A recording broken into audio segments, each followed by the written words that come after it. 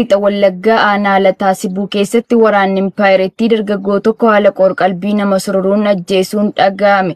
Guutuu gabaasichaaf Jaalsabaafan Waaggaarii. Fulbaana 22,2025 godina Lixa Wallaggaa aanaa Lataasibuu ganda Giddaa Buundii keessatti tiksitoonni barcuma Abiyyi Ahmed dargaggoo maqaan isaa Abdiisaa Gurmeessaa jedhamu haala suukanneessaa rasaasa itti roobsanii ajjeesu jiraattonni onichaa arraata biyyoolessa Oromiyaatti himan. Dargaggoon ola deemaan kun jiruu fi jireenya isaa qofarratti xiyyeeffachuun yeroo hunda kan carraaqqatu ta'us murni dheebuu ilmaan Oromoo ajjeesuu qabuu fi umurii aangoo isaa dheereffachuuf tattaafatu bilxiginnaan maqaa hidhata waraana bilisummaa Oromoo qabda jedhuun ajjeesanii gatu. Odeessi onicharraa nu qaqqabe ni addeessa. Akka jiraattonni himanitti dargaggoon kun nama tasgabbaa'aa jireenya mataasaa irratti xiyyeeffatuu fi deeggaraas ta'u mormaa qaama siyaasaa kamiyyuu kan hin taane ta'uu eeruun murni faashistii PP marartee tokko malee duguuggaa sanyii uummata Oromoo irratti raawwataa jiru dachaa ammeessuun teessoon aangoo isaanii isaan harkaa akka hin baanee fi mormii jiru dhaamsu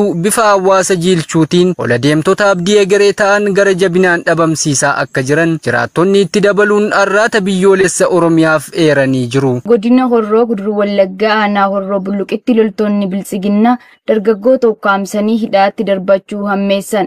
Dabalata isaaf Jaal Bilisee Sabaa. Ergamtoonni bilisiginnaa yaaddoo fi sodaa guddaa teessoo barcuma siyaasaa isaaniif qaban irraa ka'uun yeroo adda addaatti maqaa garaagaraan yakkanii dargaggoota hidhaatti guuruu hammeessuun aanaa Horroo Bulluq magaalaa Saqalaatti fulbaana 20,2025 dargaggoota maqaan isaanii jireenyaa Taarikuu, Gabayyoo Asaffaa, Abdii Addunyaa, Lalisaa Hirkoo, Gaddafaa Mallasaa fi kanneen biroo hedduu ukkaamsanii hidhaatti darbachuu jiraattonni magaalichaa arraata biyyoolessa Oromiyaatti himan.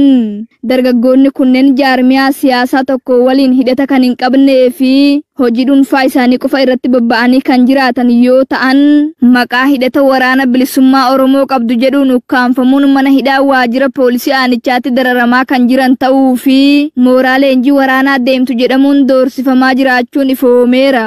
Akkuma aanichaatti dararaan lukkeelee bilisiginnaan hawaasa nagaa irratti raawwatamu jabaatee itti fufuun addatti immoo dargaggoota irratti xiyyeeffatanii dararaa kan hammeessan ta'uun dabalataan ibsameera. Miidiyaan isaatti godina Arsii Bahaa aanaa Martii magaalaa Abboomsaa dhufuun dookumeentarii sobaa akka waan waraanni bilisummaa Oromoo uummata Amaaraa miidhaa jirutti PP waliin ta'uun qopheessaa jiraachuun dhaga'ame. Jaal yaadannoo Oromiyaa dabalata qaba. Murni bilisiginnaa kan yeroo garaagaraatti akka waan waldhabdee humnoota Amaaraa wajjin qabuutti fakkeessu guyyaa dheengaddaa fulbaana 20,2025 miidiyaan isaa Arsii Bahaa aanaa Martii magaalaa Abboomsaa dhufuudhaan eeyyama sirnichaatiin uummata sabaan Amaara ta'an walitti yaasuun akka waan waraanni bilisummaa Oromoo uummata Amaaraa naannoo sana irra jiru ajjeesaa jirutti haasofsiisaa akka turan maddeen ifoomsaniiru. Dookumentariin kun kan qophaa'uuf dhufeef akeekni isaa akkuma waraanni bilisummaa Oromoo uummata Amaaraa yeroo adda rakkoo beelaa naannoo isaanii mudate dandamachuuf mootummootni darban qubsiisaa turan fixaa jiru fakkeessuun hawaasa naannicha keessa jiraatu bifa faannootiin ijaaruuf akka ta'e keessa beektonni ibsaniiru. Akka keessa beektonni kun jedhanitti yeroo dheeraadhaaf ijaaruudhaaf yaalaa kan turan Alamuu Simee fa'aa hedduu itti milkaa'uu dadhabnaan miidiyaa sabichi sun dhaggeeffatu irraa akka isaan sagalee kana dhaga'anii xiiqeffataniif jecha hawaasaan akkas jedhaa himadhaa jedhanii mana isaaniitti dubbisaa turuun ergasii booda uummata bakka tokkotti walitti qabanii haasofsiisaa turan jedhu. Sababni faannoo ijaaruuf yaaluu kun immoo akka isaan waraana bilisummaa Oromoo lolanii fi hawaasa waraana bilisummaa Oromoo deeggaru adamsanii tarkaanfii irratti fudhatanii fi uummatni akka waa'ee qabsichaa yaaduu dhiisuuf sodaa isaaniitiin qe'ee isaa keessaa balleessuuf akka ta'e barameera. Addatti immoo namni lafa sana irratti akka faannoon ijaaramuu qabdu akeekuu fi qooda keessaa qabu ergamaa PP Alamuu Simee fi bulchaa naannoo Oromiyaa Shimallis Abdiisaa akka ta'e maddeen ibsuun hawaasni Amaaraa ammoo goyyomsaa fi waan isaan deemaa jiraniif irratti baruu qaba. Walitti bu'iinsa sabaa bilisiginnaan uumaa jiru kana keessatti akka qooda hin fudhanne jechuun namootni karoora badii kana keessa beekan ONM itti himanii jiru. Godina Walloo aanaa Baateetti tiksitoota Impaayireettiin armeen tokko rasaasaan rukutamtee yoo madooftu gubaatiin manneen qonnaan bultootaas raawwatame. Jaalkennaa sabaa dabalata qaba. Fulbaana 22,2025 aanaa baatee ganda Gaarirroo jedhamutti osoo namoonni gabaaf baajaajiin gara magaalaa baatee deemaa jiranii loltootni sirnichaa raayyaa ittisa empaayiratti ofiin jedhan dhukaasa namoota baajaajiin deeman irratti bananiin jiraattuu ganda ol tokkee kan taate haadha maqaan ishee aadde Hawwaa Adam jedhamtu rasaasan madeessanii yeroo ammaa du'aa fi jireenya gidduu kan jirtu ta'uu fi namoonni isheen waliin turtes miidhaan qaamaa cimaan yoo irra ga'u baajaajiin rukutamtee caccabde kan nama maqaan isaa Sayyoo Maammee jedhamu ta'uun barameera.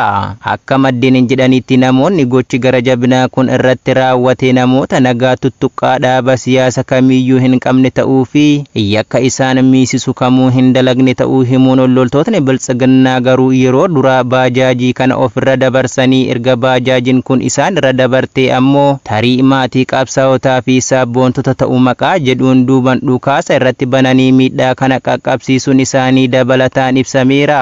Oduu gubaatii manneeniin ammoo aanichumatti guyyaadhuma sana fulbaana 22,2025 ergamtoonni murna faashisti PP maqaa sakatta'aa woboo jedhuun qe'ee uummataatti baay'inaan bobbaafamuun ganda Eddoo jedhamu irraa maqaa hidhata woboo qabda jedhuun mana qonnaan bulaa maqaan isaa Abduu Maammee jedhamu mi'a mana keessaa tokko osoo hin baafatin ibidda itti shiduun jalaa gubanii barbadeessanii maatii kana manaan ala taasisuu isaanii. Sudaan Daarfur keessatti dhukkubni koleeraa saffisa sodaachisaa ta'een dabalaa jiruun waliigalatti Sudaan keessatti lakkoofsi namoota du'anii 3,000 ol ga'uun himame.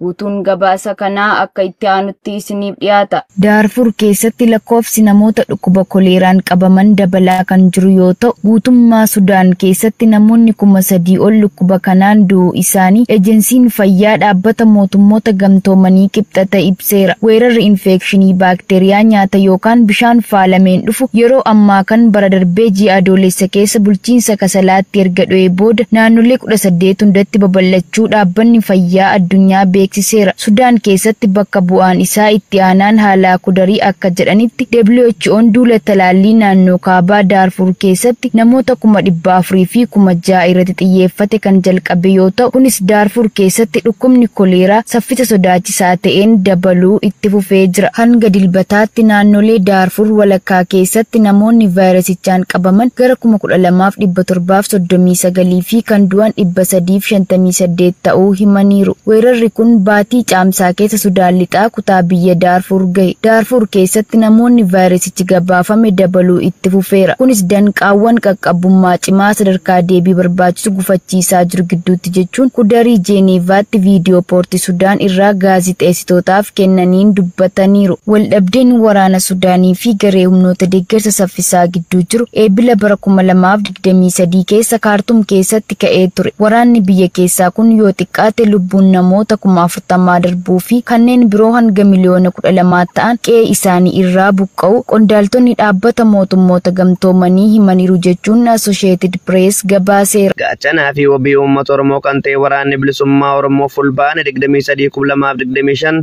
godina lixa Wallaggaa aanaa Gimbii bakka addaa Cuuttaa jedhamutti sireeffi tokko irratti tarkaanfii ilaalessaa fudhachuun qawwee akaama tokko irraa hiikeera. Kana malees fulbaana 23,2025 aanaa Qondaalaa ganda Gumaa Gaara Arbaa bakka addaa Koonsaa jedhamutti tarkaanfii akka bakakkaa fudhateen humnoota weerartuu bilisiginnaa danuu du'aa fi madoon adabuun injifannoo culluqaa galmeessee jira.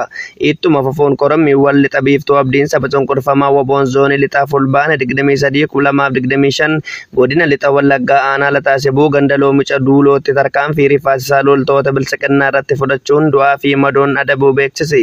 Tarkaanfii woboon tiksitoota impaayirtii irratti fudhatu hanga bilisummaa Oromoo fi walabummaa Oromiyaatti jabaatee itti fufaa. Injifannoon uummata Oromoo.